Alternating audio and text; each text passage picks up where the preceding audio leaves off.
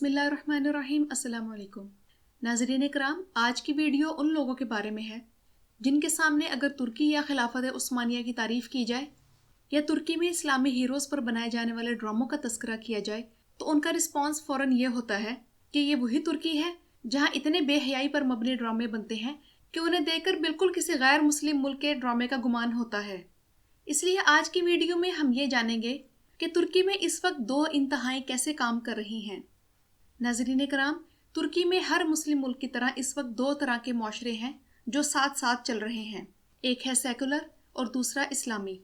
तुर्की में इस्लामी हीरोज़ पर ड्रामे बनाने का आगाज़ यूं हुआ कि जब 2012 में तैयब एर्दोआन पाकिस्तान के सरकारी दौरे पर आए।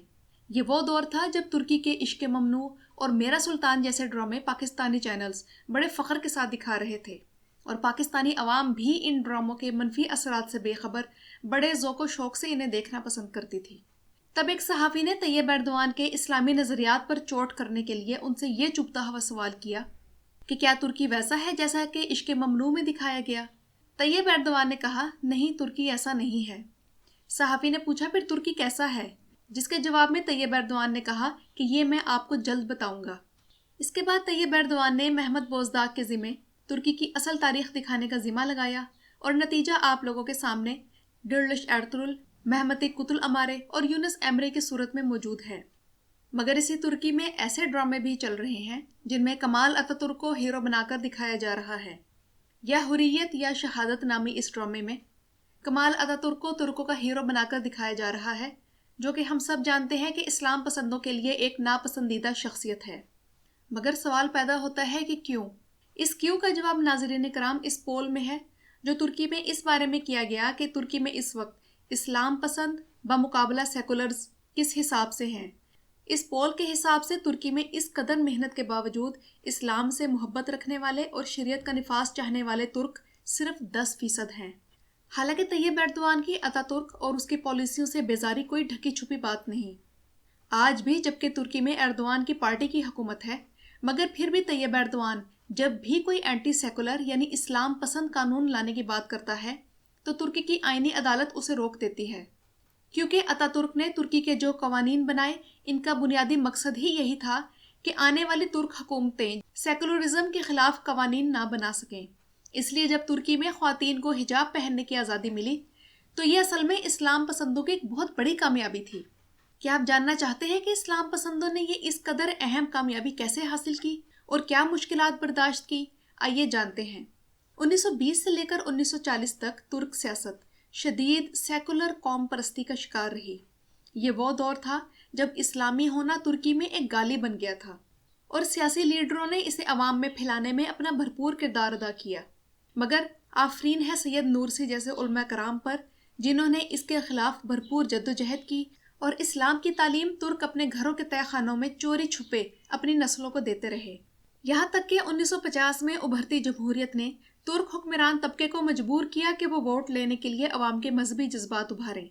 1980 में तुर्क हुक्मरान तबके ने इस्लामी नज़रियात को थोड़ा थोड़ा कबूल करना शुरू कर दिया और इस्लाम मुखालिफ बयानबाजी और पॉलिसियाँ आहिस्ता आहिस्ता कम होना शुरू हो गई।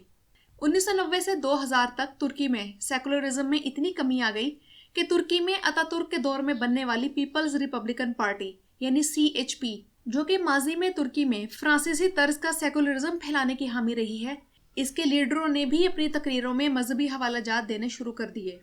हालांकि ये पार्टी और तुर्की की एक और पार्टी जिसका नाम HDP है, ये दोनों सियासत में मजहब का नाम इस्तेमाल करने और मजहबी अलामात और शुआयर को पब्लिक मकामात पर इस्तेमाल करने के खिलाफ रही हैं।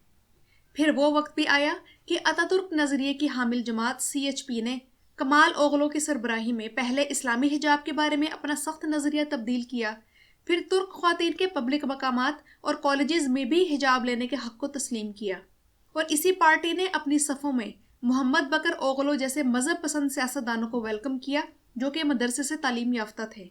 अब यही जमात जो मजहबी हवालाजात को सियासत में इस्तेमाल करना अवाम का सियासी इस्तेहसाल समझती थी, अब अपनी तकरीरों में इनके लीडर खुद मजहबी हवाले देने लगे। मसलन तुर्की की नाकाम फौजी बगावत के बाद आदिल ओक्सोज, जो इस बगावत का सिविलियन मास्टरमाइंड होने के शुबे में मतलूब था, तुर्क पुलिस ने इसके रोपोश होने पर इसके सास, ससुर और सालियों को गिरफ्तार कर लिया।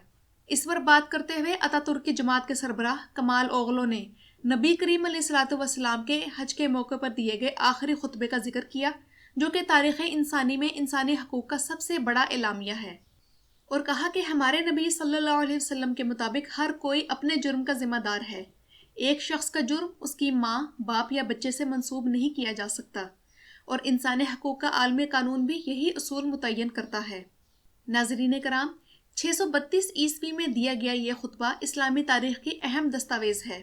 اس کے متن کے مختلف ورژن ہیں اور سب میں یہ الفاظ نہیں۔ اوغلو کا بیان کردہ یہ جملہ ترکی کے انسائکلوپیڈیا آف اسلام کے ورژن میں موجود ہے۔ مختصراً یہ کہ ایردوان کی اسلام پسند پالیسیاں ترک معاشرے میں آہستہ آہستہ اثر دکھا رہی ہیں، مگر وہ ریاستی طبقہ جو ایردوان کے خلاف بغاوت کر چکا ہے، وہ ایسے ڈراموں کی حمایت اور سرمایہ کاری کرتا ہے تاکہ ترک عوام ڈرلش ایرترل یا یونس ایمرے جیسے ڈراموں سے متاثر ہو کر اسلام پسندی کی طرف مائل نہ ہو سکیں، اور نہ ہی ترکوں کو ان کی حقیقی تاریخ کا علم ہو سکے۔